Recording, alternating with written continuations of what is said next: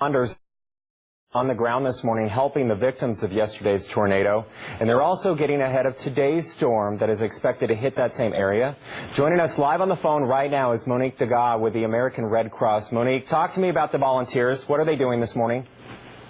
Good morning. Our volunteers are on standby to assist with this anticipated severe weather coming. We have dozens of volunteers ready to go, more than a dozen in place on the ground on the coast and ready to help, helping their neighbors. Many of them live in Manzanita and have been affected themselves, but are assisting their neighbors as well. And we are just mobilizing resources and getting ready for this anticipated weather to make sure that we can help people in need.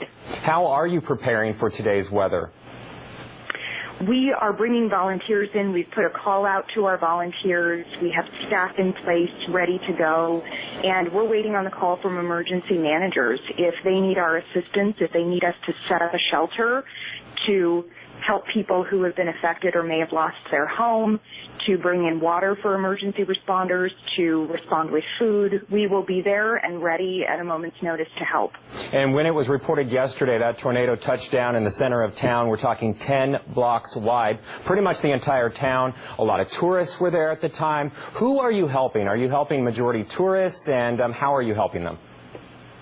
We are helping people who live in the area and have had damage to their home or their primary living structure. So people who have been affected by the storm and don't have a place to stay, those are the people that we're helping. Additionally, we're providing assistance to anyone who needs help. Our volunteers and staff are trained in psychological first aid.